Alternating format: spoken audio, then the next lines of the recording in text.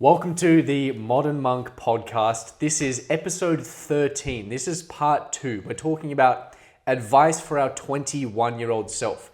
Part 1, we talked about advice for our 18-year-old self. So this is part 2. My name is Cormac Taylor. I'm here with Toby Chilva. How you doing, Tobes?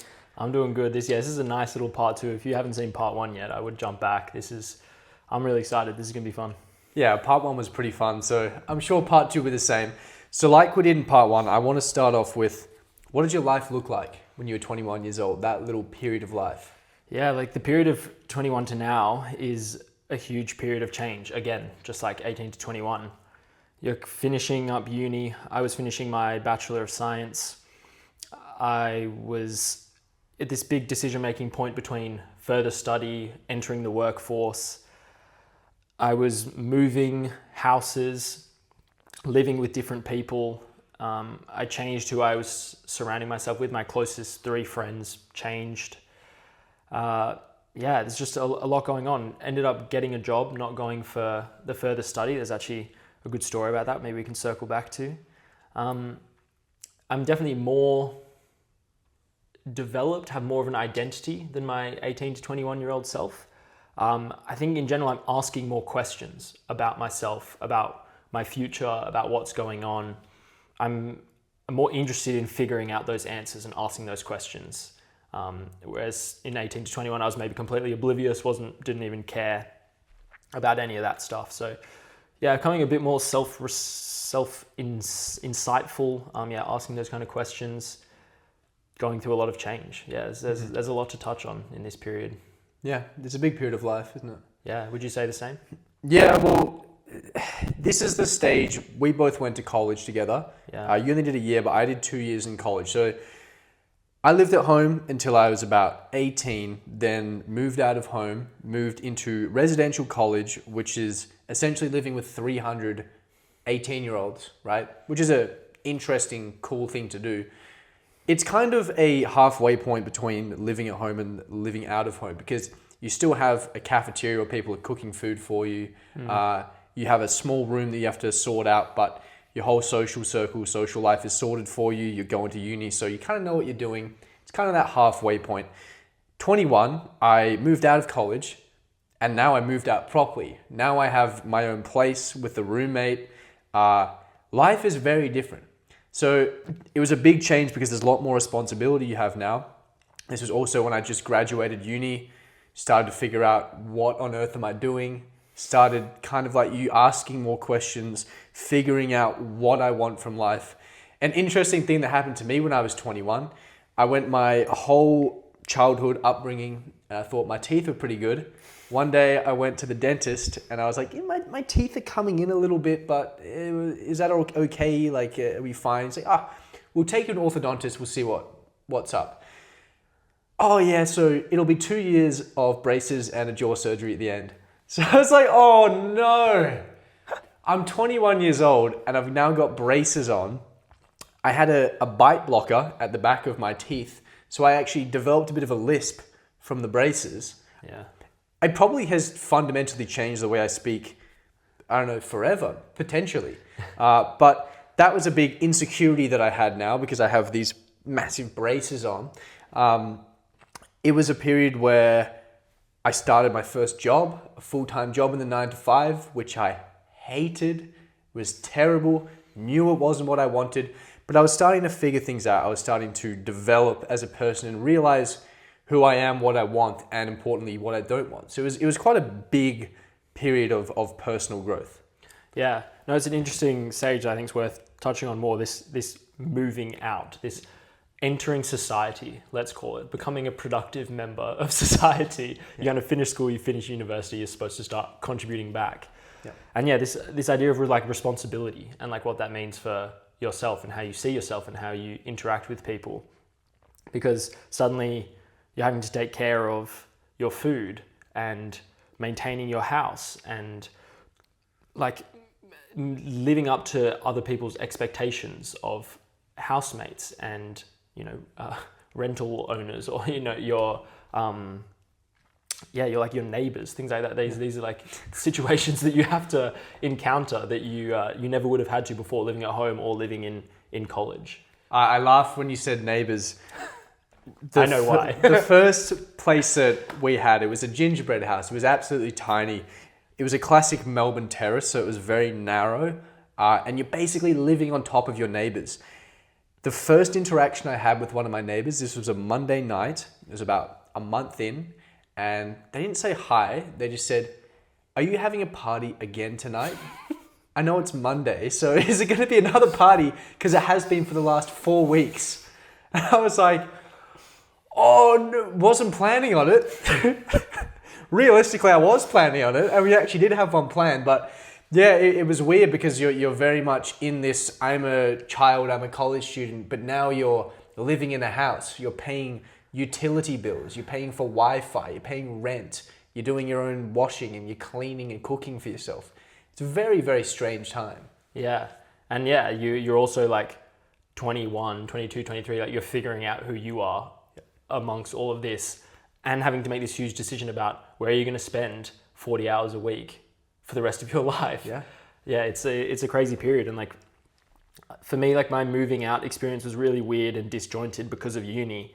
Like after my gap year, moved to Melbourne, was there for a month before I was back in Canberra to what I thought was going to be for a couple of weeks while COVID blew over. Obviously was in Canberra that whole year. So essentially was back living at home.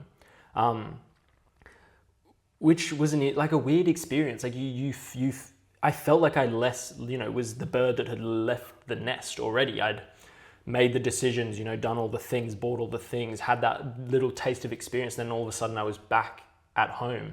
I'm kind of like a regression state.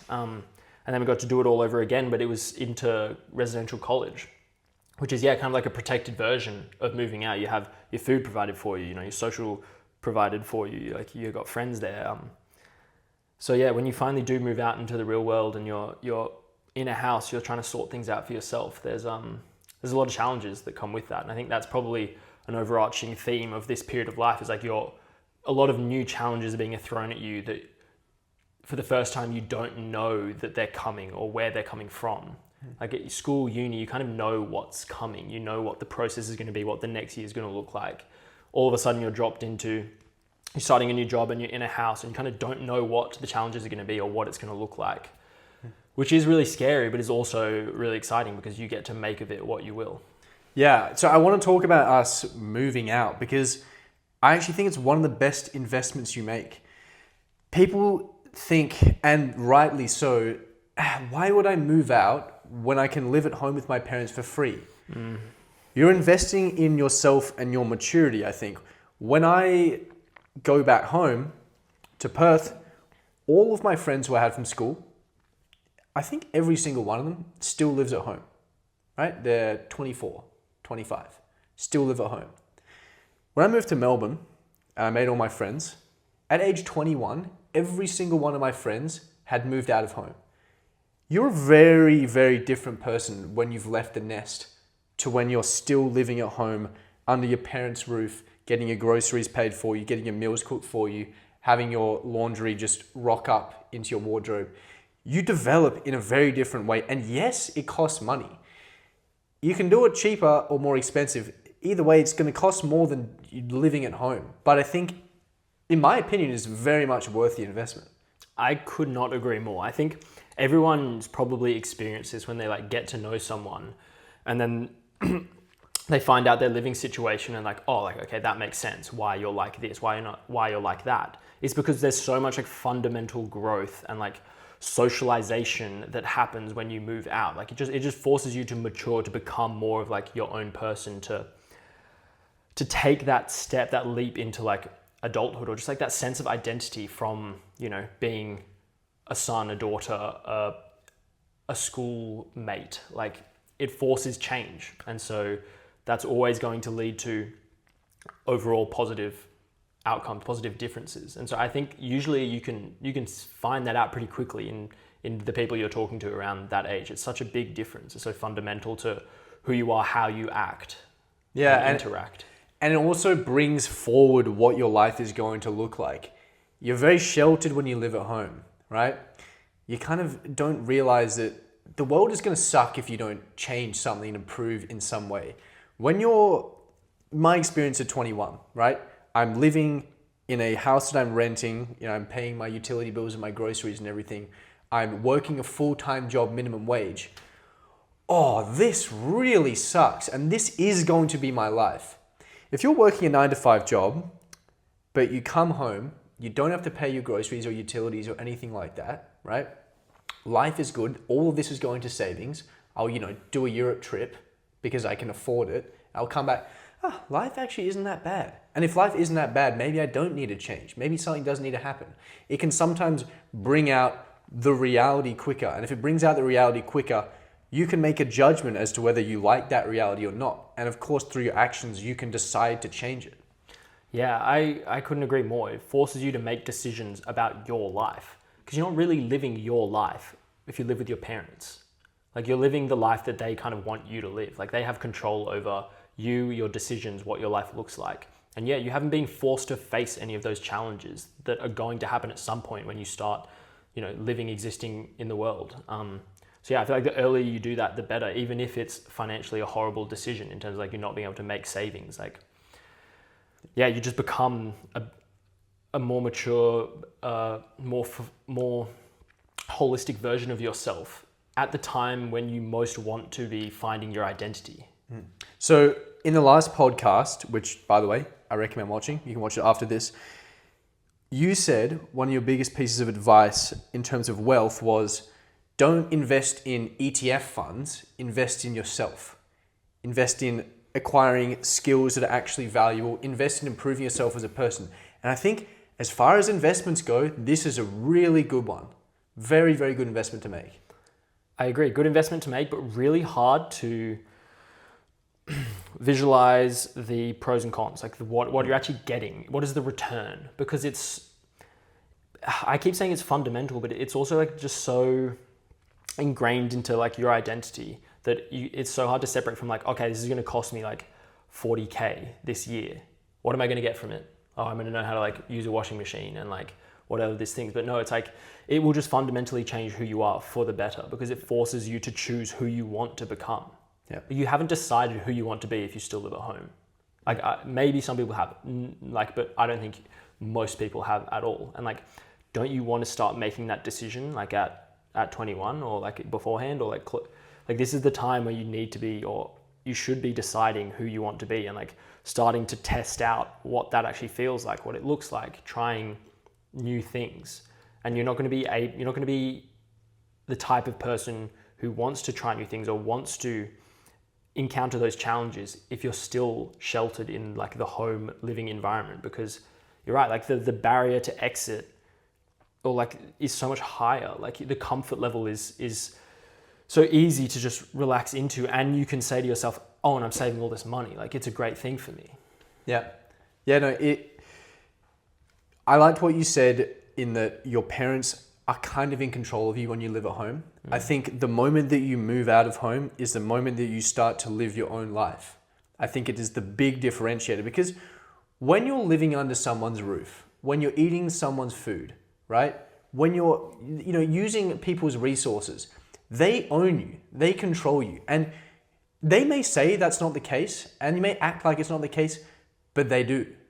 In a very real way. They're in control of you. They're in control of the decisions you make. When you move out, it's like, okay, I'm an adult now. I don't think you're an adult when you turn 18 or when you turn 21. I think it's when you actually have control of your life. And I think that's the biggest step in actually having control of your life. Yeah, it has to be like the start, right? Like you have to decide that, okay, I want to be in the driver's seat, because you're not deciding where you're going until you've decided that you want to be that person. You want to start making those decisions. So yeah, it's a fundamental stage of life that we both went through in this period of 21 to 23. Like we finished uni and we moved out of college. And I don't know about you, but I was definitely ready. I wanted to be in the driver's seat. I wanted to start making decisions for my life. Yeah.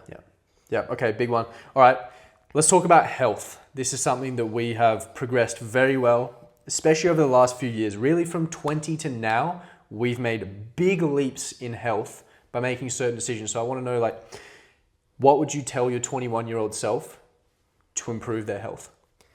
Yeah, I mean, from my 18-year-old self, it was very bareback advice. And like my 21-year-old self is probably going to be pretty similar. Like hit your protein, get good sleep, stay hydrated. Like just the pillars, focus on the pillars. With the caveat of consistency and having a beginner's mindset wanting to improve.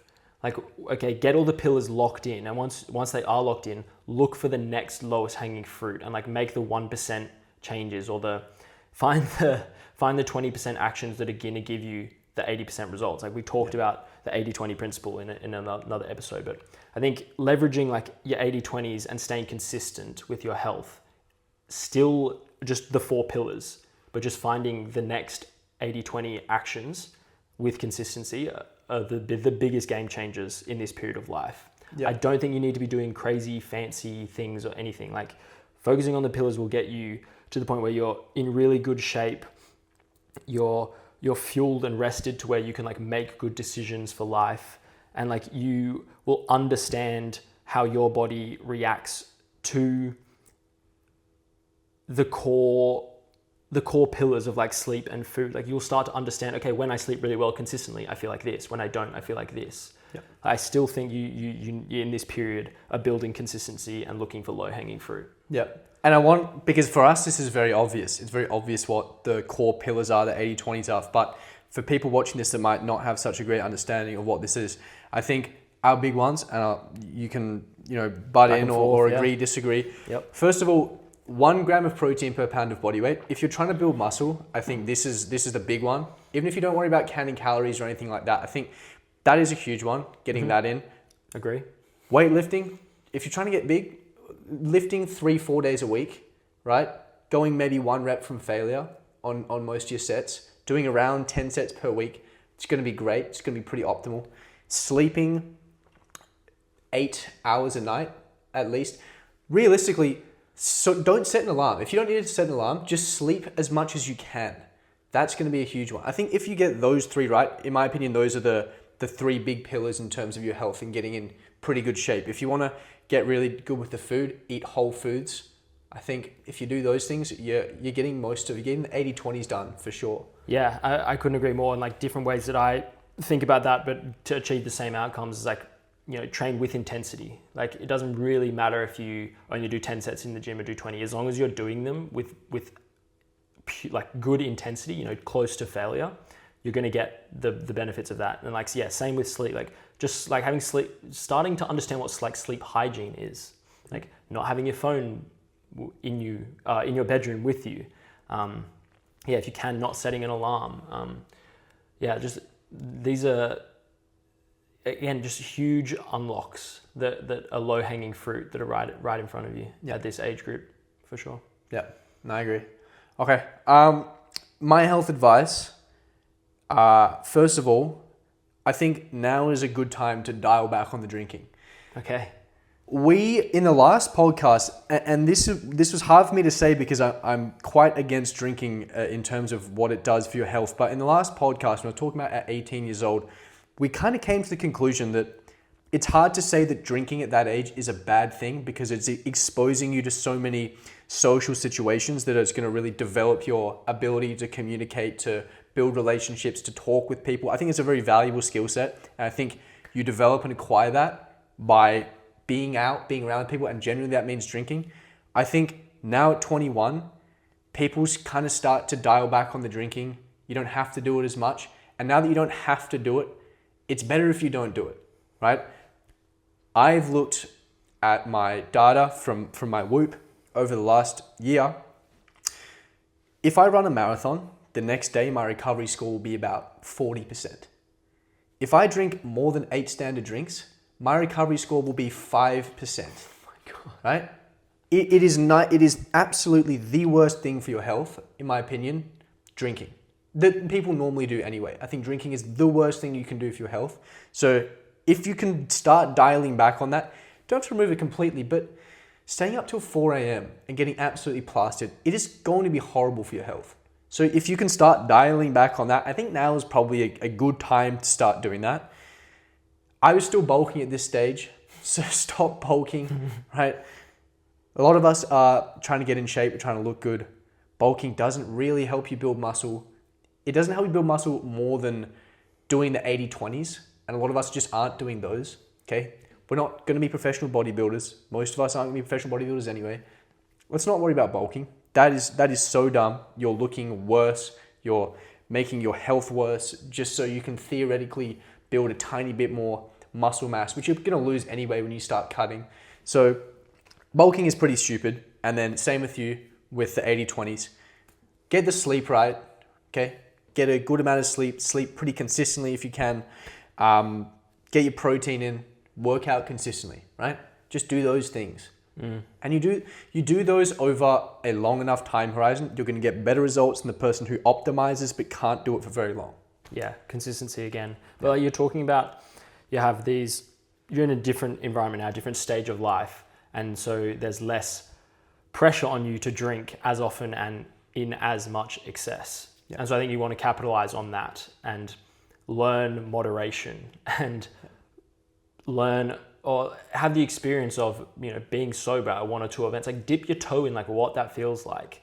I know that's kind of what I did is in this period is I kind of reached a point where I was like, okay, I feel like I've done the drinking thing. Like I feel like I've extracted most of the good that has come from this. And now I'm just like, when I drink, it's just like, I'm just doing it and I know what the outcome's going to be. And I'm doing it with the same people. And I'm having like the same experiences on a night out and we're kind of just like replaying and it gets like less and less exciting just because like it's the same thing. And so like at that point, it's a lot easier to be like, okay, well, maybe I'm not going to drink at this event or like, I'm going to just have 6 drinks or something like that. Just like playing around with that will, I think, unlock that mindset of it not being like your default, your standard, something you need to socialize. You can start like branching out into, okay, well, I can do it if I want to, or like just playing with that relationship a bit more because alcohol, especially if you're Australian, Irish, English, if it's a part of your culture, it's going to have to be a relationship that you manage. And like, I think at 21 is when you start trying to manage that relationship and like holistically look at how it impacts your life. Like, okay, it affects my sleep. How important is sleep to you right now?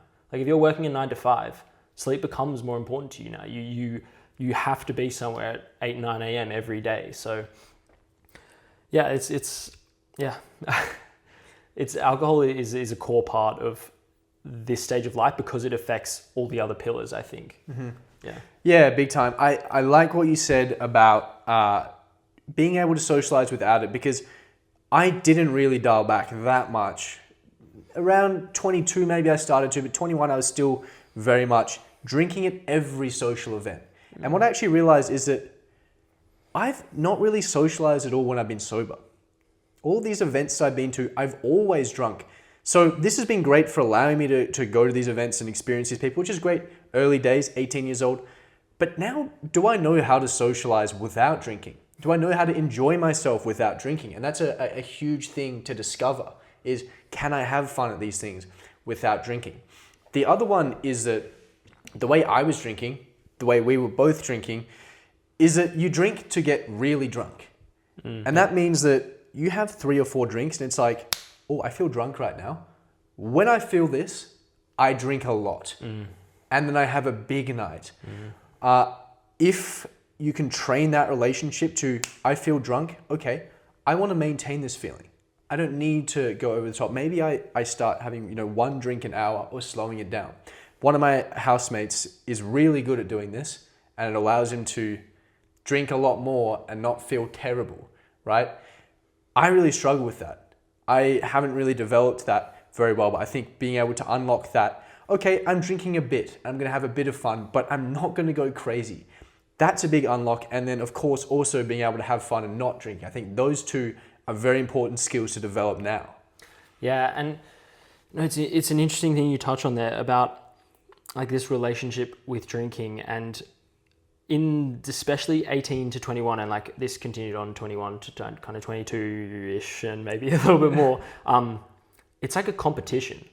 Like I think most guys, especially like young guys within drinking cultures like Australia, like you go to pre's and it's games which just trigger your like competitive instinct and everyone's like trying to outdrink each other and like you're trying to see, well, how many drinks can I consume without being like blackout, needing someone to take care of me. Like that is essentially everyone's, it was my goal for a lot of events. Me too. Yeah. Yeah. Yeah. And like that's something that I think just you need to stop at like within this period. Otherwise it starts like controlling the rest of your life if you can't get away from that. And yeah, a great thing to think about is like, okay, well, like what do you just want to like get drunk and like have a happy experience? Or like, are you still trying to like be the drunkest person here, or like consume the most alcohol you can and not black out? Like, yeah. What are you really trying to achieve? Yeah, it's a stupid prize. Yeah. I've same as you, fell so victim to that, and because of my genetics, being half Irish, half Australian, I definitely wasn't the smallest bloke in the room. I could drink a lot, and I would usually win, and I was like, oh look at me, I'm the champion of drinking. No prize. What an amazing award! And then I remember, this was one night we were out and we were drinking, and there was this other guy here, and he was probably 100 kilos, 220 pounds, maybe more. He was a huge guy, and he just put me to shame, and I was like, yeah, what did this guy win exactly? And then I thought, oh wait, this is me.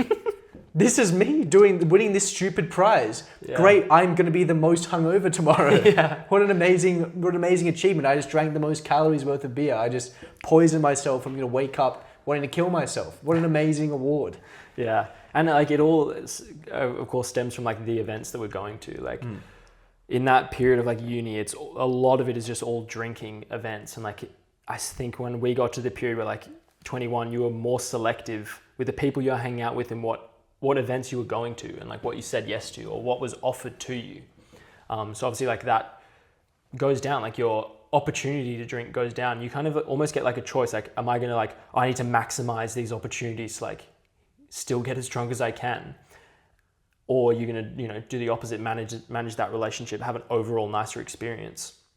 I think it's easier to make the decision of, oh, I'm just like going to get a little bit drunk and like, have a better relationship with alcohol if you've done the like 18-year-old, I had no restrictions, I tested my limits. Because like you fucked around and you found out and like you know what that's like. And so now you can make a little bit more of an informed decision about what you want your overall night to look like, and at least in the back of your mind, understand how it's affecting the rest of your life and like make that decision. And if you guys really like drinking and don't realize how bad it is for you, I recommend a Whoop. It's quite an expensive investment to make, but you won't want to drink as much after that. I mean, this was a real eye-opener. This gives me really good health metrics and recovery metrics. And this thing, drinking is absolutely the worst thing for your health that we do regularly. So if possible, drink less. Yeah. If possible, don't drink. I think a lot of it is having things to do that aren't revolving around drinking. Having friends that aren't drinking friends. Because one of the big issues I had in this phase of my life is I'd accumulated a huge amount of drinking buddies, and now I want to drink less. But now if I want to be social, if I want to hang out with my friends, then I have to drink. So now hanging out with your friends goes against your goals. Therefore, being antisocial is the best choice in your mind. It's a bad position to be in. So I think finding ways to do things, have fun, socialize that don't revolve around drinking is a huge unlock. And sometimes that means developing friendships that aren't related to drinking, or developing relationships in different contexts, because the same people that are your drinking buddies aren't drinking buddies for other people. They're just they play sport together, right? They're in the same soccer team and they do that together, right? People can also be not drinking buddies, but I think finding a way to socialize without drinking as the center of it is a big unlock at this age. Yeah, I 100% agree. And like for me, another big one was just my relationship with alcohol and coming away from this like competitive stance with it where, I need to be the most drunk person, or like I just want to drink as much as possible I just want to have a good time. I just want to like have a few drinks. But that was like a huge mental shift for me, and it like took a lot of time. It's been like a journey. It's not like I just decided, all right, I'm done being like super drunk. I'm just gonna like have a few beers and chill. Like it's like a huge part of like who you are. And as soon as it's one of those things where like, when you start drinking on a night, like you lose that perception, that ability to think about yourself in the future or yourself in the past. You're fully just in the moment. And so it's a difficult process to wean yourself back to like, okay, well, remind yourself, what do I actually want out of this experience? And most of the time it's not like reaching for another drink when you're already drunk. Yeah, it's a hard call to make when you are drunk. Yeah. Yeah. Okay. Let's talk about wealth advice. What wealth advice would you give to your 21-year-old self? My 21-year-old self did not know that different streams of income are not equal. And they also didn't know that lifestyle is more important than how much money you're earning. Again, basically, I didn't understand what you said in the previous episode, that the purpose of money is to unlock your ability to like take more risks. So essentially, I only thought about money as like, oh, well, then it will just like basically just a full status thing of like, oh, I just need more of it so that I can like live a more exuberant life. I can buy more cool things, or like I can impress people by saying how much money I earn. Yeah. I think that what I learned and what I would tell myself earlier in this stage was focus on crafting a lifestyle that you enjoy, and then finding ways that money can sustainably fuel that lifestyle. And obviously the biggest realization I had was that I need to detach my time from my ability to generate income. Because until you do that, you will always be stuck giving away your most precious resource, which is time, in return for a set small amount of income, which is really hard to scale or increase when you're in like a traditional job, a 9 to 5. Yeah. And that's something I'd never thought about until I was already there. I already had a job. I was in the 9 to 5, and I was like, oh, okay, I just get this paycheck and it allows me to like buy this amount of things, but I am spending 40, 50 hours of my week to get it. And I kind of had the realization that, well, I would rather have less money and just be able to have more control over my time, be able to do the things I actually want to do. I think this stage of life, if you enter the workforce, you're forced to reckon with that. This is what the rest of my life is going to look like, and it's 40 hours of my week every week. Is that a trade you want to make? I think the big thing that people don't understand about separating the time from money, separating your time from the money that you earn, is that for a long period of time, that means that you have to work and earn nothing. Yeah. I think a lot of people, when they get a job or they enter the workforce, it is just makes so much sense as to how we live in general, which is so immediate return, instant gratification. I think it's the exact same thing with getting a job. What job can I get? What is the most amount of money I can get paid per hour? And when you look at someone and they're doing all these hours, putting in all of this work and getting paid $0 for the hope that in the future they can get an insane return on their time because they don't have a physical time requirement for their money. They look at them and go, yeah, they're failing right now. They're unsuccessful. What are they doing? I'm earning this per hour. But the thing is, a lot of the time when you want to separate your time from your money, there's a long period of time where you have to eat a lot of shit. You have to do a lot of hours and get paid nothing. I think a lot of people don't want to do that. They feel scared by that. They feel intimidated. They think, oh shit, I should be making money by now, and I'm not. And that's a big deterrent. People don't see the return more than 2 inches in front of their face. Yeah, no, that's you couldn't be more on the money with the reality of what that looks like. Well, once when we both, or when I made that decision, it was suddenly put in my face that, okay, well, you're not good enough now to suddenly be spawning in money without putting time into something. And so you need to become that kind of person first, which takes time and dedication. But it's one of those things I think you only realize when it's like an unteachable lesson. You only realize it once you get to that stage. Yeah. But yeah, it's a fundamental shift from needing to appear to everyone like you're successful because your hourly rate is this, and being able to detach from being able to like show off to people that I'm worth this much per hour, and being like, oh, well, currently I'm worth $0 per hour because I'm not making any money, but it's in the pursuit of this thing, this lifestyle, this ability to be free, essentially. And I think a lot of people play with that idea at some point in their career, because not everyone loves their job. In fact, 90% of people hate their job and wouldn't do their job if they weren't getting paid, which is like a sad reality. But realistically, you have to make that choice. Do you want to be dissatisfied with how you make money, but be like making money, but always be able to make money at that level? Or are you willing to look like a failure to everyone, not be making any money, but eventually have the lifestyle that you have full control to make whatever lifestyle you want? Yeah. It's a big unlock. Yeah. It's the dream. Yeah, I mean, it's definitely my dream, and I can't see why. This is something that I think I've struggled with. Of once you've kind of if you've ever had this realization, you struggle to see why other people don't see the world from that same perspective. And I think a lot of it comes back to fear. I think we did like a whole podcast on, real relationship with fear and how that can stop you making decisions. And this is like has a lot of fear attached to it. This is breaking this away from this identity, this status of, I'm making this much money right now. You have to like take a step back to be able to unlock these things. But when you look at like the time horizon of what the returns look like down the line, that's worth any amount of pain and sacrifice now.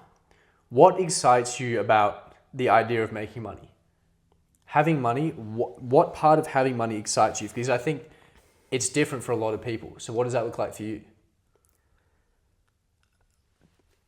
Money excites me in that it, to me, means freedom.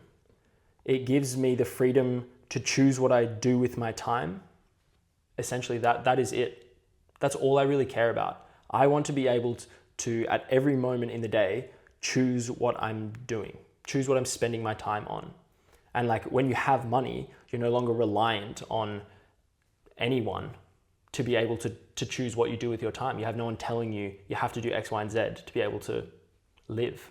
It just gives you complete freedom to make choices on every aspect of your life. And that's really exciting as an idea, but it's really scary in the beginning, because to get there, you have to do the opposite. You have to be not making any money. Yeah. No, I'm the same. Freedom. It has to be freedom at the core. Having money, for me, it allows you to do the things that you want to do when you want to do them. When I think about the time that I was working full time, you're so restricted. Basically all of your conscious hours are spent doing things that you do not want to do. And I think a good thought experiment is, if I had all the money in the world, what would I be doing?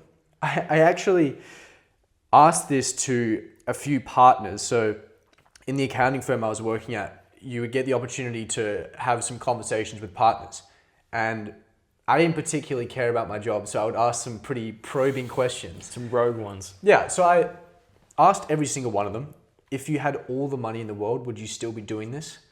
No one thought about it. They're like, no way. Snap. No, I wouldn't be doing it. Yeah. Not a chance.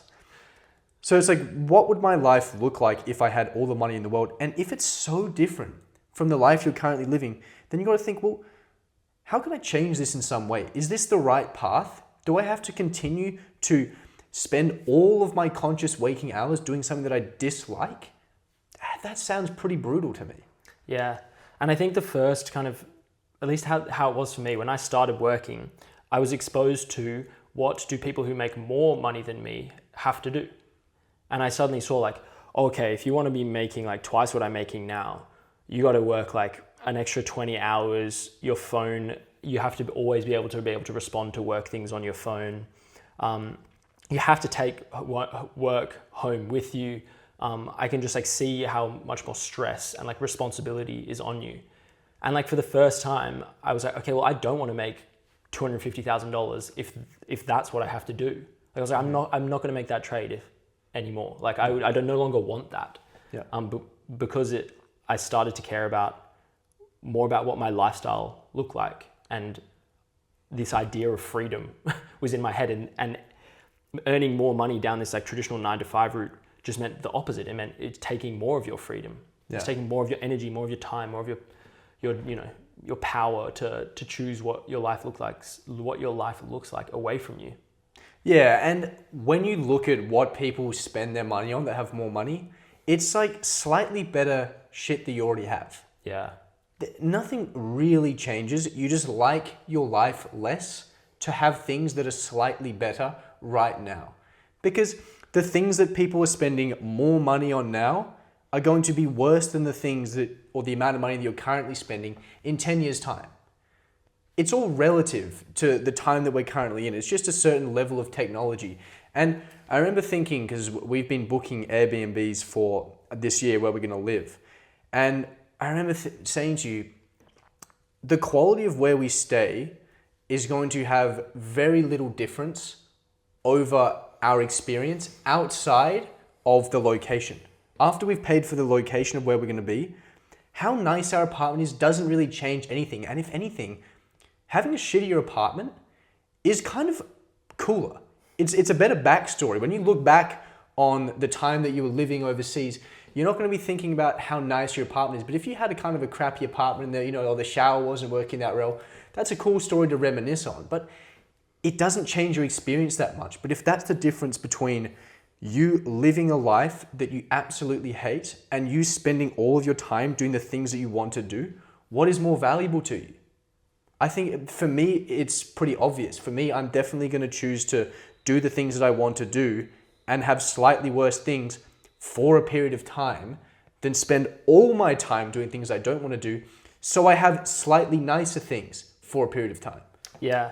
Yeah, it's so weird. Like, you think about it at the extreme, like the multi-millionaire billionaires that, are working traditional like 9 to 5s. It's obviously not a 9 to 5 at that point. It's a 12 to 12. They you have a yacht, you have a holiday house, and you have a week in the year where you can maybe enjoy these things. Like, the real question is like, who are you doing this for? Like, because most of the time you're really just doing it so you can not even keep up with the Joneses, so you can impress the Joneses, so you can like have all these things, so you can like, everyone can see that you're elite, that you like own all these things, you have all these possessions, you must be super wealthy. Mm-hmm. But like most of the time, like your lifestyle is taking a huge sacrifice for you to be able to have these things. And like ultimately, who is it for? And I think at the level that our technology is progressing right now, sometimes you have worse shit. You can't tell me that a Toyota Corolla is a worse car than a Ferrari. A Toyota Corolla doesn't break down. A Toyota Corolla doesn't guzzle through petrol. A Toyota Corolla is not uncomfortable. A Toyota Corolla doesn't make people think I'm a dickhead, right?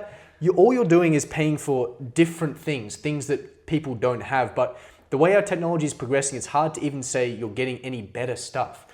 My brother and I, we went shopping recently. We went to Kmart, which is it's just a big shopping store. So the budget store. Budget store has everything. We bought some clothes and we left the store. We were pretty happy with what we bought, right? We walked past a designer shop and we're like, hey, I just bought that. This cost $300. This cost $10. It's the same thing. They're both pure cotton. The only difference is the label. What are we doing here? Why am I living a life I hate? Why am I spending all my conscious hours doing things that I don't like to do so I can buy things that are supposed to impress people but probably don't even impress them?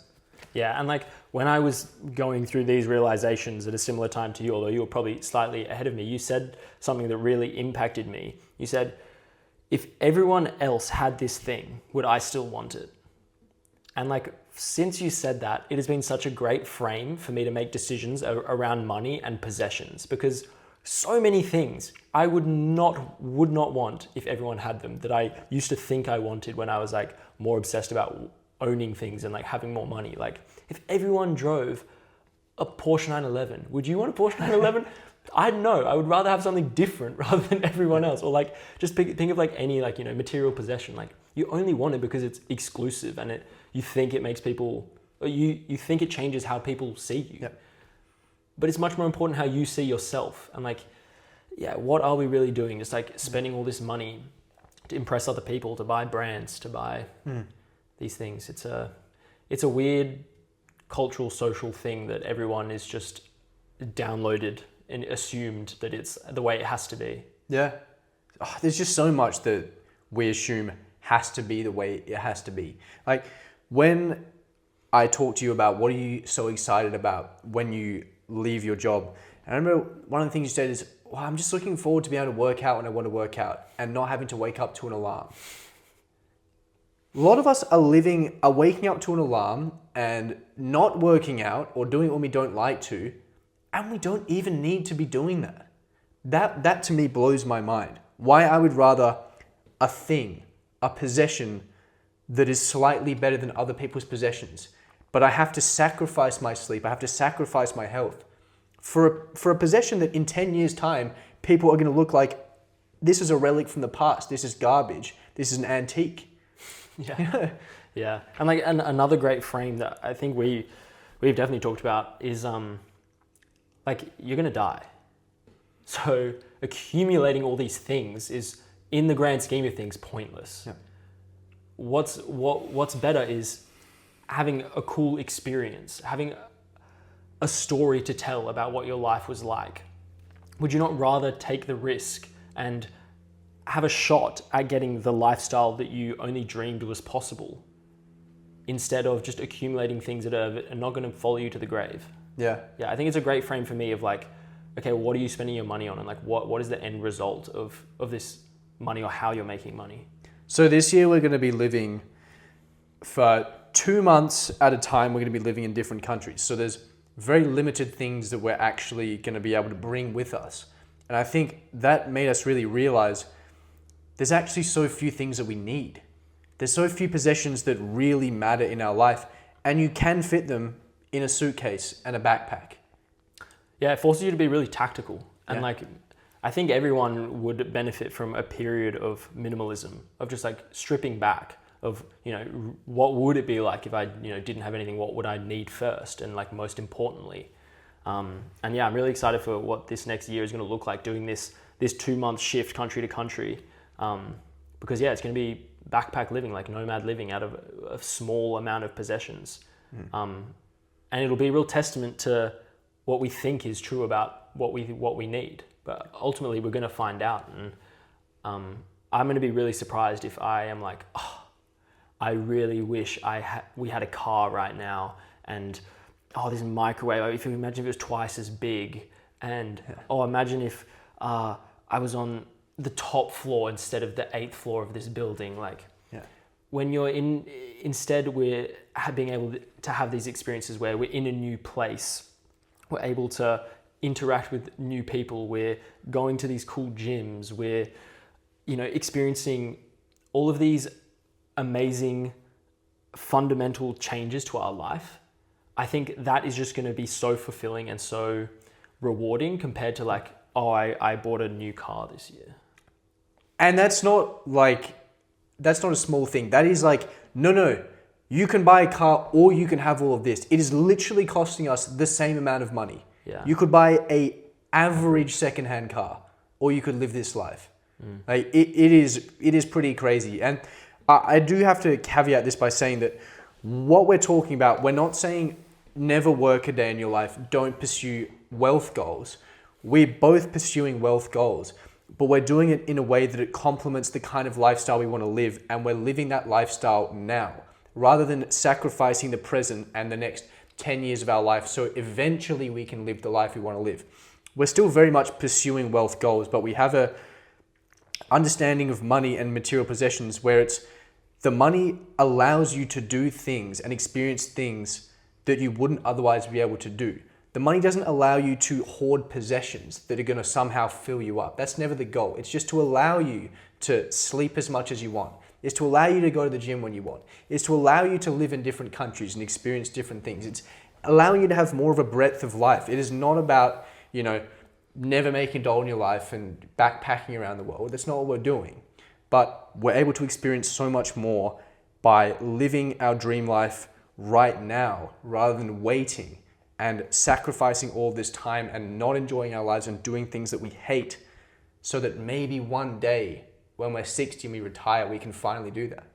Yeah, I mean, we've completely changed our relationship with money alongside this kind of entrepreneurial journey of figuring out how to make money. and I'm really glad that those things have coincided, and making money hasn't come before this, because you see so many people who are entrepreneurial and find a lot of success, and they find out the hard way that money doesn't buy happiness. I mean, it sounds so cliche, but it's one of these unteachable lessons that people get lots of money and then they buy lots of things and they're like, okay, well, that didn't fix that hole that I have in myself. So yeah, I'm really glad that we're on the same page with this, considering how close we're going to be living together next year, and that we're both chasing these, we want to start business, we want to provide value to people, we want to, create things, but the reason why we're doing it has changed so much. We want it to unlock a lifestyle where we're free to choose how we spend our time, to maximize our lifestyle in terms of experience, in terms of connection with people, in terms of learning new skills. That is what it's all for and what it's all about. And that's what's motivating us, not owning cool, expensive things. Yeah. Yeah. Exactly. We spend a lot of time on wealth. Let's talk about relationships. Yep. Getting back to advice for my 21-year-old self is, you cannot love someone at the same time you're trying to change them. I think it's impossible. In the moment, if you're trying to change someone, you're not loving them, because you're not just saying I want you for who you are, I care about you for who you are. If you're saying, oh, you need to do this and blah, blah, blah, you're not just accepting them for who they are. And I think for me, that was a big thing in my relationships, fixing this I can fix people thing that I had, where a lot of people in my life had problems, and I kind of saw myself as I'm going to be your problem solver. I'm going to try and change you. People hate being told what to do or when to change. No one changes when you tell them to change. I think the best thing you can do is just be yourself and give what you can to other people in a way of you're leading by example, and you're sharing your experience. And I guess it's a difficult one, because we talk about how important the people you have around you to who you are, and ultimately you want to bring people up. So I still believe in some sense you're encouraging change, but in a way that's not, there's something wrong with you, you need to fix this. It's I had this realization, this is how it's affected my life. I also want you to have this experience or live in this way, or discover this thing for yourself, and planting seeds of potential change. I guess there's no better word for it, but I think it's not pointing the finger at people and being like, you need to change this, because then you're not really loving them. And if they're in your inner circle, you care about them, you should want that. That's such an interesting point, because I came to this realization recently. I didn't actually come to this realization. I was driving back from down south. It was a 3-hour car ride with my brother and my housemate. And we were because we all are on this self-improvement thing right now. And so we were going through different people in our lives and saying, okay, what are the 5 things that they could do to make their life better? And then I said, all right, what are the 5 things that I can do to make my life better? And one of the things my brother said to me is, you have to realize that not everyone is as ambitious as you are. Not everyone wants the same things as you. So you shouldn't put this judgment or this expectation on other people that they don't necessarily want.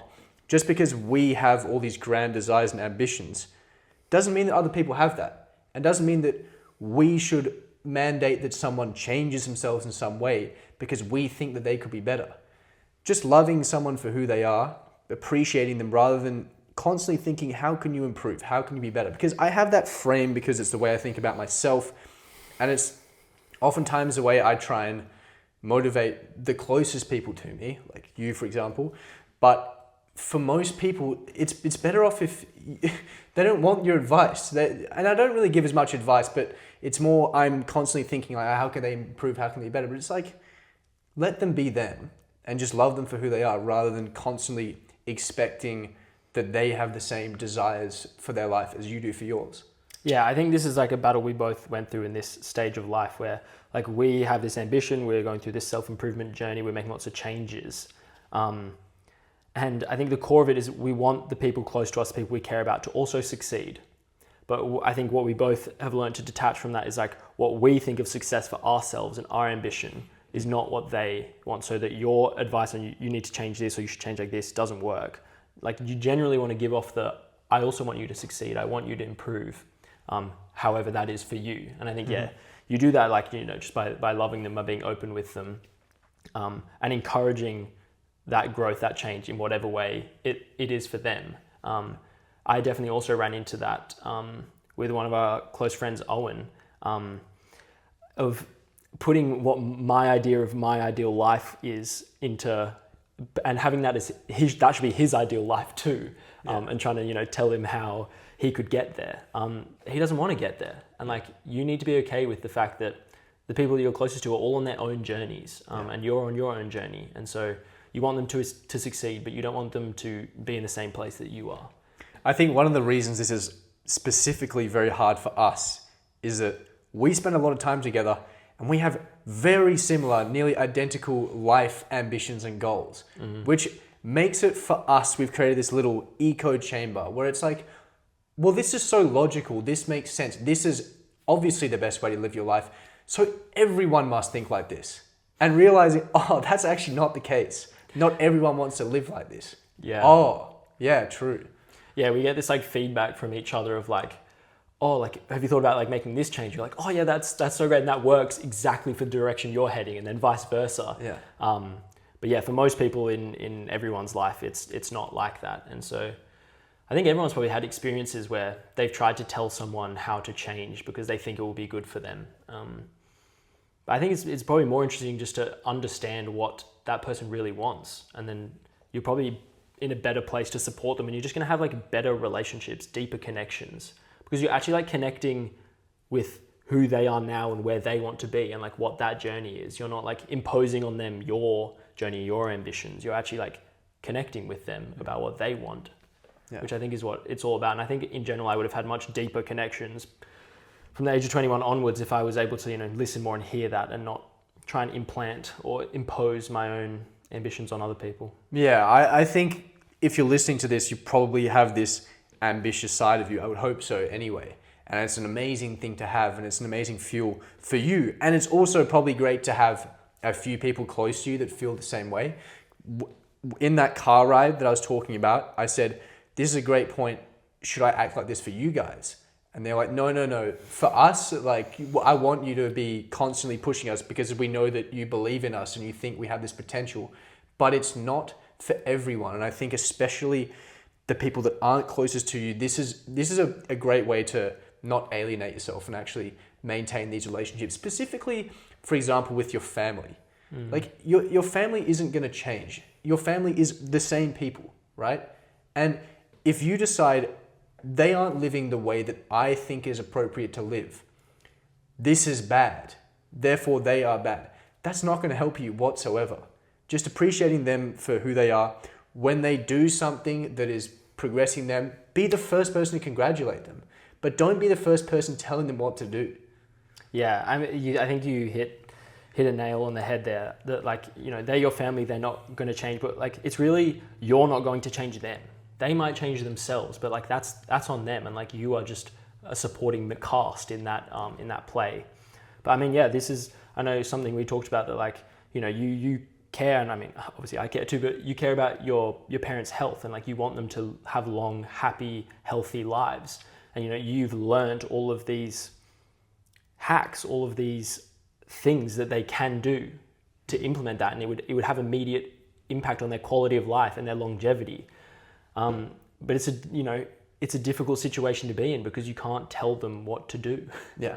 There's certain people that are very receptive to feedback and they can benefit from it, but it's not everyone. And especially when you have, a 24-year-old telling you what to do and you're 60, you're like, shut up. Like, come on, man. I've lived a lot more life than you. Yeah. I have we talked about how your priorities change from 18 to 21. They're going to change a lot from 21 to 60. Yeah. So thinking that they should have the same ambitions as you is probably incorrect.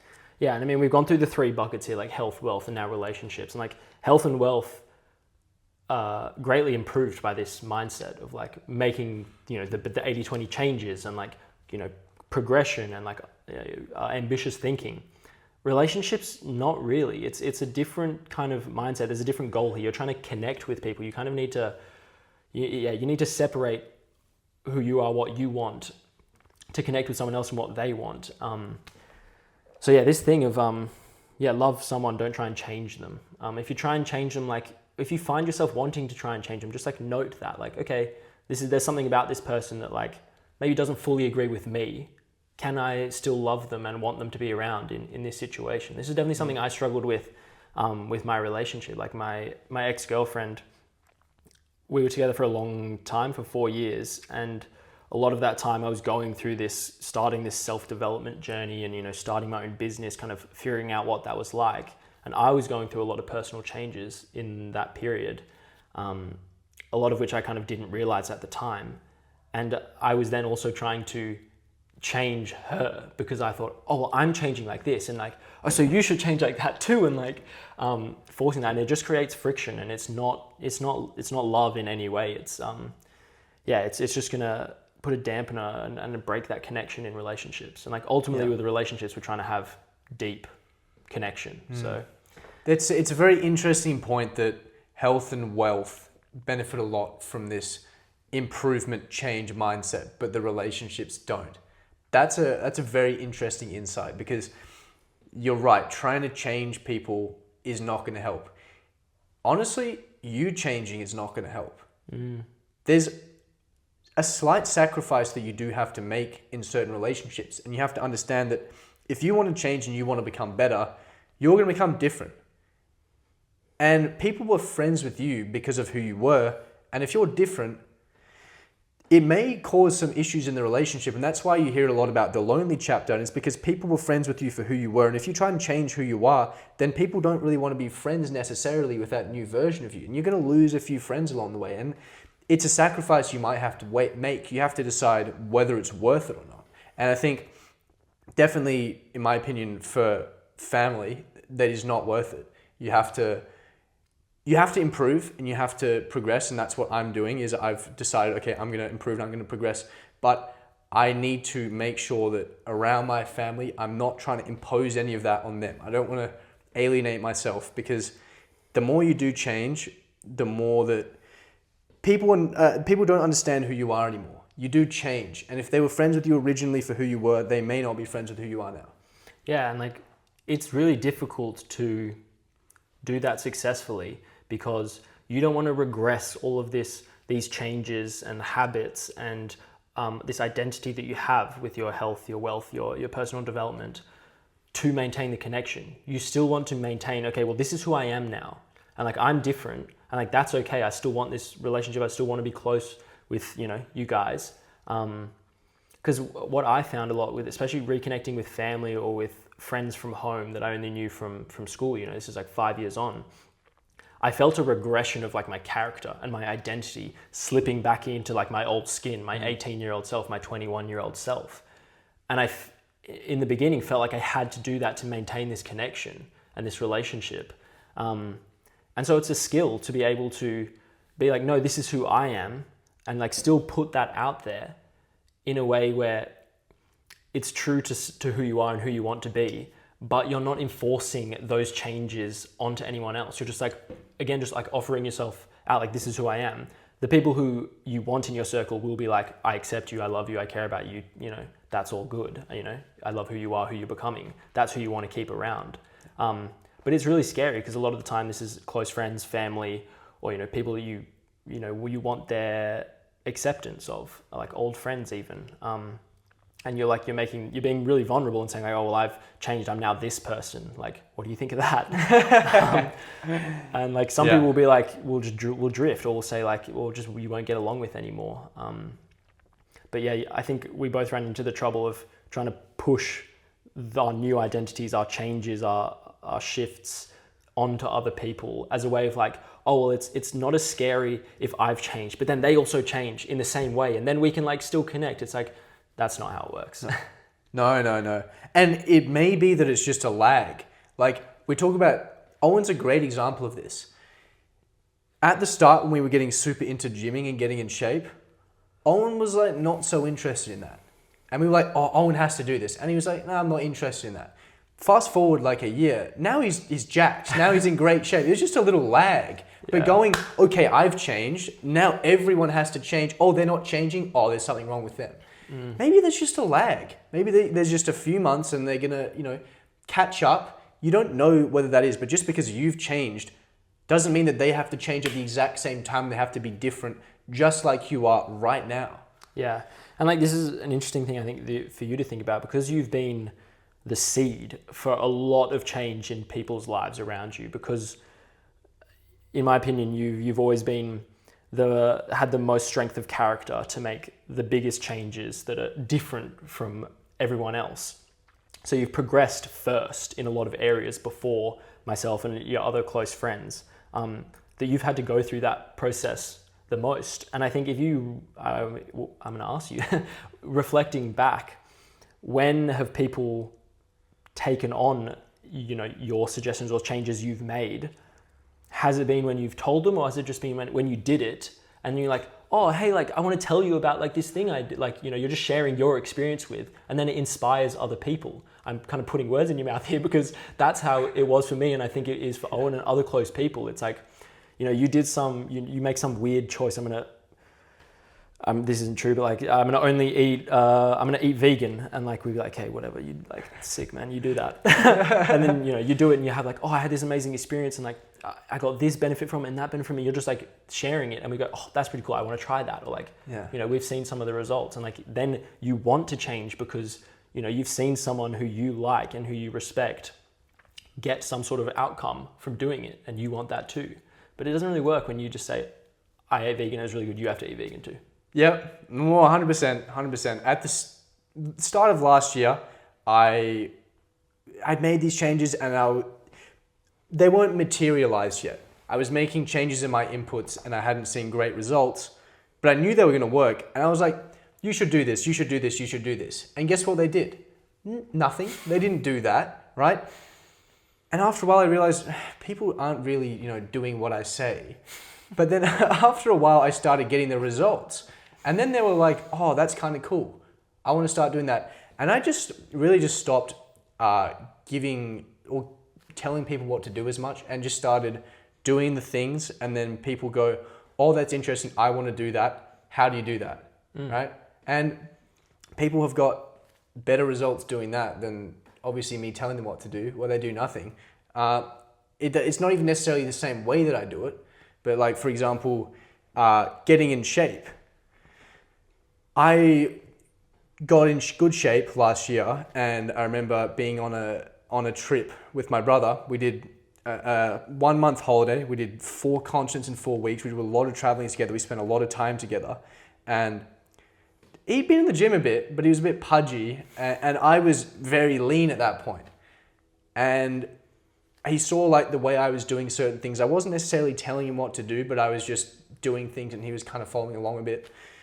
I didn't see him for 3 months. Next time I saw him, he was shredded.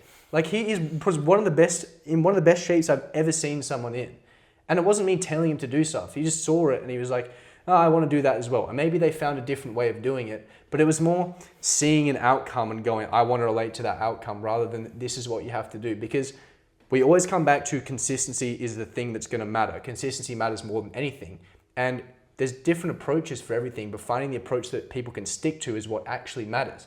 So me telling you, you should do it my way, that only works for you if you can actually do it, if you can actually stick with it, right? But a lot of the time, they see the outcome and then they find their own way of doing it. And that's great. But coming back to your question, it never came from me telling them what to do. It was always just doing the thing, getting a certain outcome, and then them being inspired and wanting to do it themselves.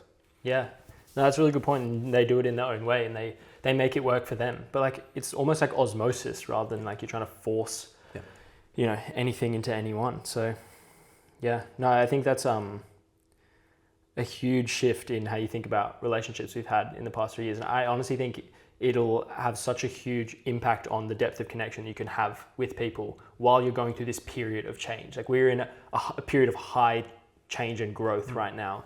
Yeah. So being able to maintain those connections is really important because you're going to find yourself moving through some different groups as your day-to-day actions change and your objectives change. You're going to move through these lonely chapters. But if you can maintain that depth of connection with people, and they're inspired by what you do, and you're inspired by some things they do, then you can maintain that relationship, even though you're heading in different directions. I'll give you a perfect example. You said in end of 2024, you said, I'm going to run a marathon a month, and you started doing it. I thought you were insane for 6 months. No, maybe 3 months. And then I was like, this is cool. I want to do this as well. And then I started doing it. It wasn't you saying, run a marathon a month or get into running. It was more you doing something and then me going, oh, maybe I should do this as well. This is exciting. I want to do this. We talk a bit about how after the podcast that we consolidate a lot of ideas and a lot of understandings, and we learn a lot of things through these. And I think a big takeaway from this podcast for me has been that this personal development and this personal growth is amazing for certain aspects of your life, but you need to not let it deteriorate your relationships by telling people what to do. By very much just being what you do, you can achieve certain outcomes. If people want to achieve those outcomes as well, then they will either do it themselves or come to you for advice, but they don't want unsolicited advice from you. Not your family and not your friends, right?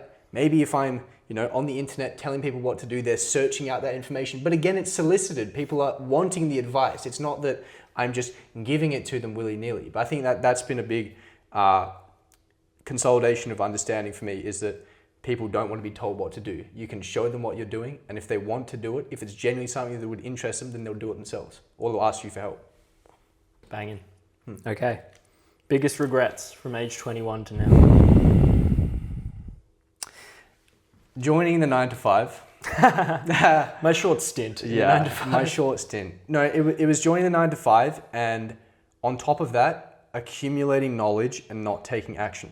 One of the podcasts that we did was called Leading with Action, and one of the things I said is it's better to walk a beaten path and clear it along the way rather than constantly clear a path but never walk it.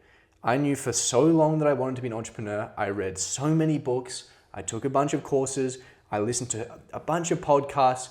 My cycles into work, I would be listening to business podcasts at my lunch breaks, listening to business podcasts on the way home, listening to business podcasts, accumulating a whole bunch of knowledge, but never taking any action on that. Huge unlock, huge discovery from last year is that you have to lead with action and take action first. I knew I wanted to be an entrepreneur. I knew this wasn't the path for me, but I still didn't take action. And if I could go back to when I was 21, I would just say, okay, I want to be an entrepreneur. What is going to be better for me becoming an entrepreneur? Becoming an accountant and taking a chartered accountancy degree. While listening to business podcasts. Yes. Or starting a business. What is going to be better at getting better at business, right? Leading with action would have changed my entire life. Doing this from 18 would have been great, but I think at 21, it was better because I knew what I wanted to do. If I had have just led with action rather than going and doing something I hated, because as we've discussed, what the 9 to 5 does is that it takes away all of your conscious hours, right? It means that you can think less, you make less decisions, you can't sleep properly, right? You're not focusing on your health as much. You can't really think clearly about what you want to do. You're in a ecosystem and environment that you don't want to be in the future, but everyone in that environment is like, this is the thing, and this is how you get better at this thing that you don't want to do. Removing yourself from that environment, it's like, oh wow, there's a lot of progress I can make. There's a lot of hours in the day when you're not spending 10 of them doing something you hate. So if I could do it again, my biggest regret was joining the 9 to 5 because I was told it's what you're supposed to do, listening to what I really wanted, following the path that made sense for the goals that I had, and leading with action rather than just accumulating a bunch of knowledge. That was my biggest regret.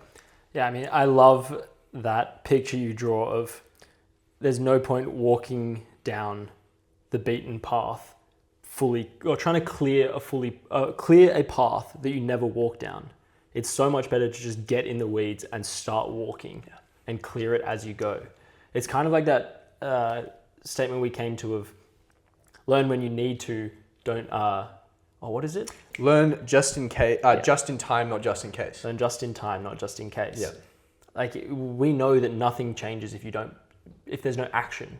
Like, you can't just learn and think things into being. There has to be action there. So no, that's a big period of life, this 21 to 24. And quitting a 9 to 5 is a huge step in your journey. I think that you'll reflect back on and like you'll see as like a big pivot. What I will say is the 9 to 5 allowed me to envision my hell. It allowed me to just go, oh, this is what your life could look like. And I have to say, the cheese and the rat experiment, or the cheese and the cat experiment, where you put a rat in a tube, you put the cheese at one end, which is motivating the rat, and then you have the cat, which is scaring the rat to go further down the tube and escape faster. Build a pretty big cat for me, a pretty big hell that I'm trying to run away from. And that was what it was beneficial for. But I think retrospectively, if I knew that I wasn't going to quit anyway, then I think it was a bit of a waste of time. Yeah. It's good that you can see the benefit in the experience because it led you to making the change. Yeah. Okay. What's your biggest regret at age 21? I have two here. The biggest one is probably not believing in myself or dreaming big enough.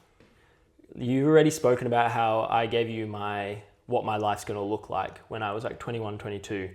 And I said it in a pretty dejected way, I think you'll remember. And it was pretty mundane. And looking back, it just had no alignment with who I wanted to be or what my dreams were. And that is a bit of regret that I kind of gave up on those dreams and that I didn't see myself as being able to accomplish slightly more risky things.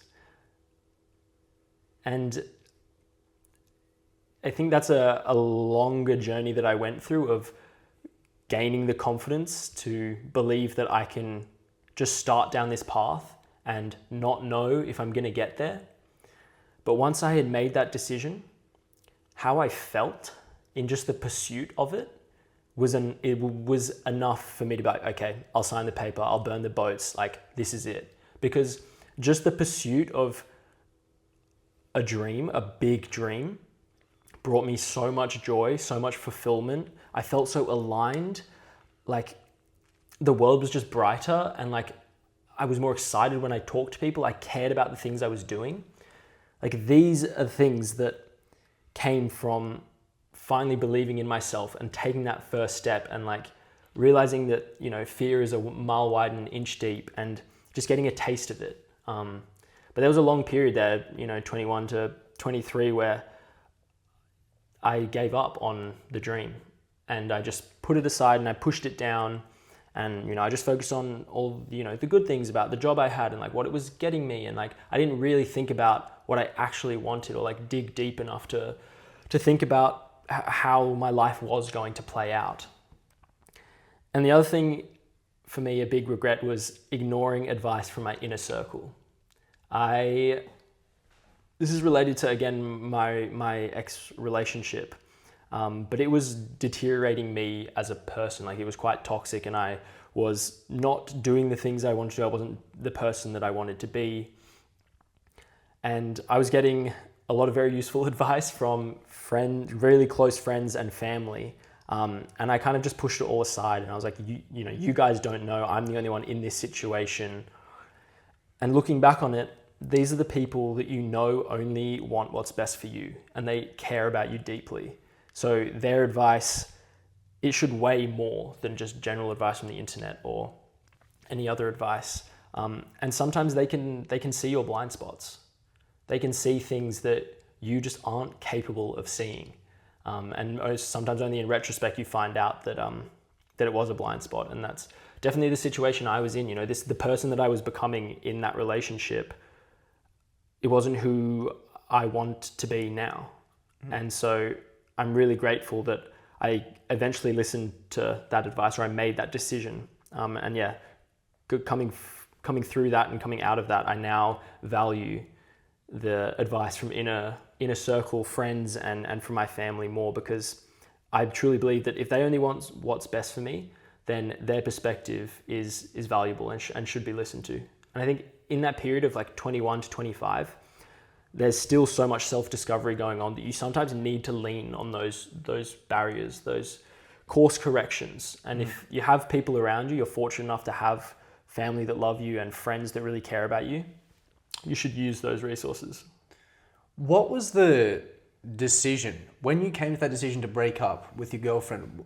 What was the final decision? Because after you did that, something changed inside of you. You could feel it, where you were just like, oh, there is so much that's possible now. I can do all these things.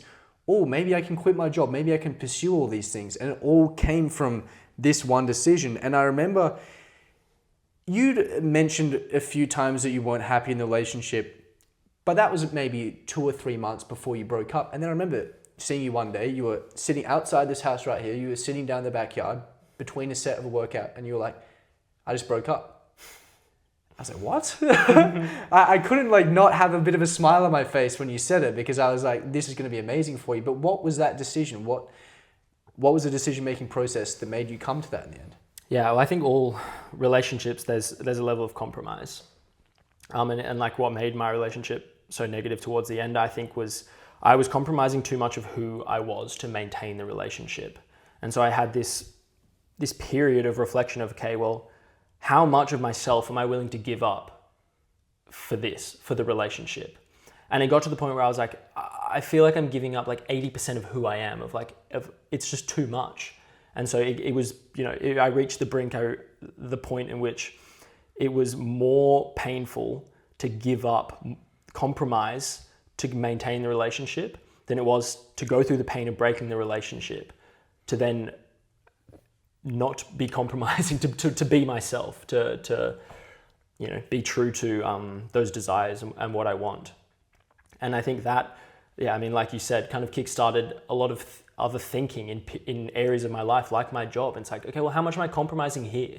Because I had, post breakup, I had all of this time, all of this attention back that I could then just spend on myself. Okay, I have an evening like free to myself. What do I want to do? Like, what do I want to do? Not what do I want to do that she also wants to do? What do we want to do? Like, I was allowed to be selfish. Yeah. And that then spilled out into other areas of my life. Okay, what am I compromising on here with my job? Okay, I'm compromising the 10 best hours of my day every day for a paycheck. Do I want to make that compromise for the rest of my life? No. Okay, I wasn't at the brink, the breaking point, but I suddenly realized like, okay, well, this isn't a trade I want to make, so I'm going to start taking action to change this. And so I started a business. I started, improving my character and becoming the type of person that I thought could make this leap and like face all of these fears and overcome these challenges. Yeah. Your threshold between making a decision and taking action has been very quick. You recently, your sister realized that she could move out so you could get rid of your lease early, and you realize, okay, now that means that I can quit my job now. I can give my 5 weeks notice and quit. You realize that, and then you went in and quit your job the next day.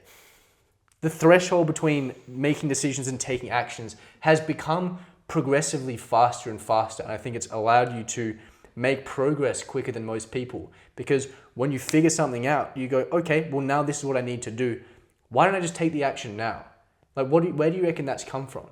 I mean, it's something we touched on and we talked about like before this episode, maybe more like a general advice that we would give to our 21-year-old selves. And mine was make reversible decisions way faster. Like, quitting your job is a reversible decision. I can get a job again if I want to, like really quickly. That's a reversible decision. And so what I've just learned over time is that if it's a reversible decision, you benefit from just making the decision faster, because then you get the outcome and you can decide, okay, is this good? Is this bad? Is this what I want? And then you can make another decision, or you can revert back because it's reversible. Yeah. That's just something that's happened again and again and again. And like, I mean, the job's a good example of that. Like, you're faced with a new challenge, a new choice you have to make. If you can reverse it, then you should just basically do a quick survey of like, okay, check the maths. Do I have enough savings? to quit my job? Is the timing going to work out? Okay, yeah, what's my gut feeling? Okay, I should just quit now. And then just make the decision. Yeah.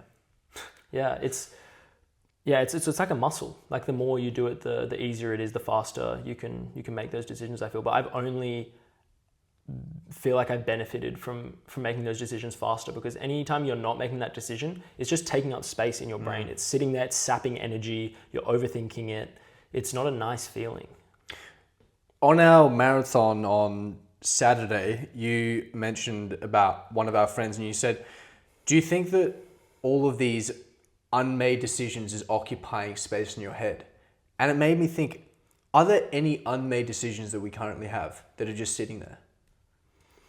I mean, it's a great question.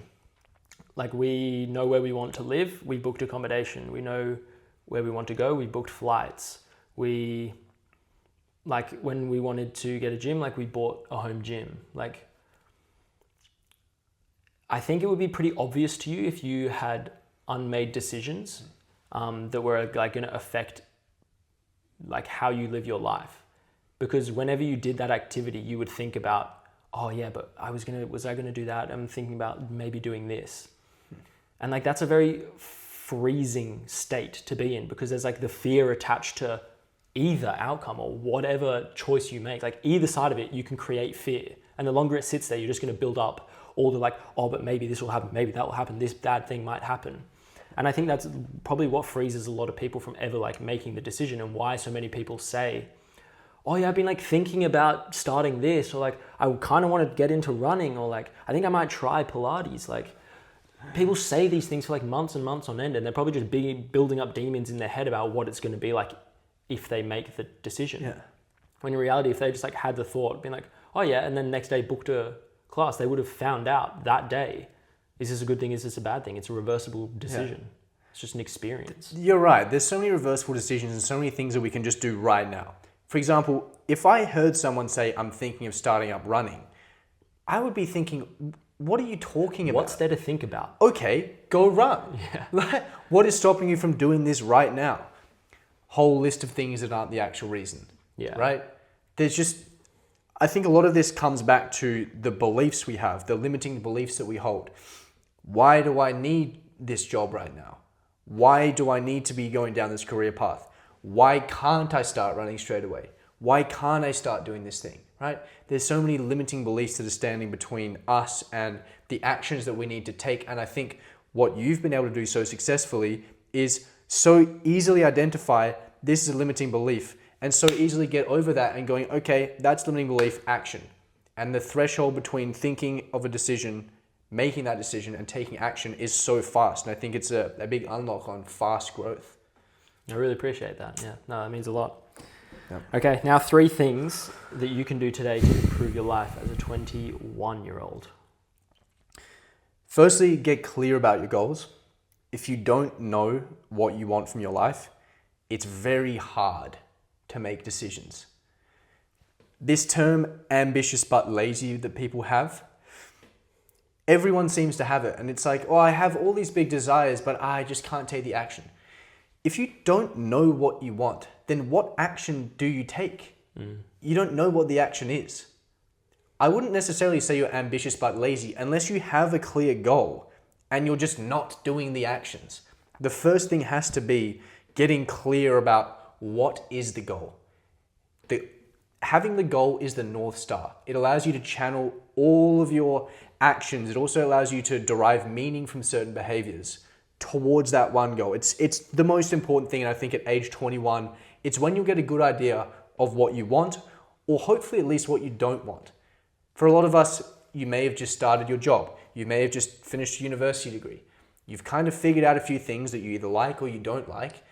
Now's a good time to start creating that North Star. It doesn't have to be clear, but you should have a general trajectory and idea of what you want. If you can get as clear as possible about that, it makes it very easy to do everything else. It's the number one thing. Number 1, 2 is create the right environment. If you know what the North Star is, then we create a great environment. Creating an environment was the first podcast that we made because I think it is the catalyst for change. I think it's the easiest thing that you can do that's set and forget to allow you to just switch your brain off and just be making the right decisions. The way I see a good environment is an environment that makes it easy for you to do things that are moving towards your goal and hard to do things that aren't moving you towards your goal. So if you create, for example, if you want to get in great shape, if you don't have junk food in the fridge, if you have all of your food meal prepped and ready to go, so easy for me to grab the meal prep and just eat it. It's the lowest hanging fruit. It's the easiest thing to do is just eat the right thing, okay? If you're trying to not consume online entertainment, if you didn't have any apps on your phone, if you had blocks in place, so if you re-downloaded them, you couldn't access them. If you had a lot of friction in place, it makes it hard to do the bad things. So creating a good environment is a second thing to do. I think on top of that, creating the right environment socially, because as we've done really well, if you create the right people or if you create an environment of the right people that are pushing you towards your goal, it makes it a lot easier. I find it quite a lot more challenging to take the actions and do the inputs that move me towards my goals. For example, when I'm not around you as much, because there's less people that are, affirming me what I'm doing and pushing me. So that's a big one. And the third one is leading with action. You don't need to read another book. You don't need a little hack. You need to do the things that you know are going to get you to your goal. That's why having the North Star, knowing what your goal is so important. Because if you know what your goal is, then you just need to do the things that are going to get you there. You walk the beaten path, you encounter a problem, you learn just in time, not just in case, and then you keep walking and you keep clearing. You're leading with action. It's another podcast we did. We did a whole podcast on this because it's so important. And then I would add a bonus fourth one is just get rid of online entertainment. Like if you can live without online entertainment, it's just such a competitive advantage. It's just such a life enhancer. So much time back, focus, energy. It just gives you so much. It's hard for me to not have it in there as just like a bonus thing. But if I would say the three, it's get clear about your goals, create the right environment, and then lead with action. Yeah. I mean, a great bonus there. It's like if you want to be extraordinary in any sense, you have to not be ordinary. You have to not do what everyone else is doing. And right now, everyone is just consuming way too much online entertainment.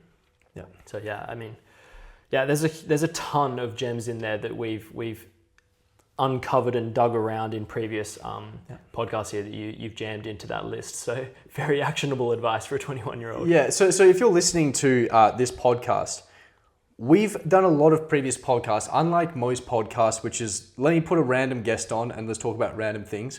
We've built on our work. A lot of things follow on from each other. So we kind of go more in depth on each concept. So I would recommend checking out the other episodes. I think it will help make more sense of all this. It gives you a full picture. We've laid a lot of foundations, so it would be helpful. I mean, two of those things we've done an entire podcast on. So yeah, and big unlocks there. Like if there's any like things we've talked about, like 80-20 principle or leading with action, and like you hear that and you're like, I don't really know what that means. Yeah, we've definitely talked about it in depth before. Yeah. All right, so those are my three. What are the three things that you'd say you can do today to improve your life as a 21-year-old? For me, the three are dream bigger, don't tie yourself down, and take more risks. They're all kind of intertwined, but dream bigger. Like the best of the best of the best scenario that you can imagine is probably not big enough. Like just dream a little bit bigger, like dare to like think about how good it could be, because it's a possibility, like it could happen. And like my best case scenario has improved so drastically since I was 21. And so like if I could have just set myself that as like, that could have been the dream from the beginning, I could have had behaviors make more sense because they were motivated by this North Star. So like make that North Star as big as possible. Dream really big. And don't tie yourself down. You're 21. You have so much life ahead of you. This is such like a crucial period of growth and of change. Don't buy a house. Don't, if you're in a relationship, don't tie your identity to that relationship. Don't buy a puppy. These big decisions that are going to like lock you down in terms of like location or like time investment or monetary investment into like a singular thing that isn't the North Star is like, it's probably going to come back to bite you if you do go through this journey, have some success, and have the opportunity to chase a different style of life. Like tying yourself down is just going to encumber you, be cumbersome. if you're, as a 21-year-old guy right now, let's say you're single, 21 years old, would you say get in a relationship if you know you have a big period of personal growth you're about to go through? Okay, I think we have different perspectives on this. My answer is yes, but because of two reasons. I believe that heartbreak only increases your capacity to love. I think you shouldn't shy away from having relationships just because you're not ready to settle down. Number two is there are things you'll only learn about yourself in a relationship. And there's skills that you need to develop that you can only develop in a relationship. So, I mean, this sounds kind of callous, but like you kind of just want to get some reps in. You want to like know what it's like to be a boyfriend, to be put in that situation, to have to compromise, to, you know, have difficult conversations with someone who knows you intimately and personally and deeply. So I'm a big pro for like, if you know, you find someone you like, sure, get into a relationship. But what I did wrong was attaching my identity to that relationship and allowing it to change my North Star, essentially. Giving up on dreams, aspirations for myself for the relationship. I think that's a big no-no. Yeah, 100%. And then, number three for me is take more risks. Like, you're at a stage here where you are still made of rubber and dreams. So you can bounce back from anything. So take more risks, fuck around more because you're going to find out more. Now's the time to do it. Now's the time to launch into things that seem really daunting, to take paths that seem scary, that other people aren't going down. Like, you're going to look back and have regrets when you're 40 if there was something you kind of wanted to do and you never gave it a shot. Yeah. I love that point about taking risks. I mentioned before about limiting beliefs. If there's a risk that you want to take that you know has a chance of getting you to your goal and you're 21 years old, I think you got to take it. There's a lot of limiting beliefs standing between you and not making that decision. But I think this is a hugely important period of your life. Between 21 and 30, this is where all of the change happens, because most people at 30 are like, all right, time to get married, time to buy a house, right? Time to have kids. You now have so much more responsibility. Taking risk becomes so much harder. What are you waiting for? Oh, let me build some capital. Let me build some relationships. I'm sorry, those are limiting beliefs. I don't think that is the limiting factor. Unless you're building a business that requires a severe amount of startup, and even then I would say start a business that doesn't require startup, learn how to run a business, and then if you know how to run a business, then start actually putting money into the thing. But why are we not taking risk early in our life? Why are we waiting, pushing it, kicking it down the road until we get to 30 and then going, well, there's some genuine downside here?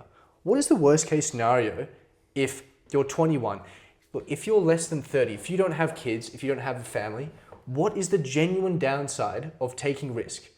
What if it doesn't work out? Okay, well, if it doesn't work out, then maybe I live at home for 2 months while I earn a bit of money.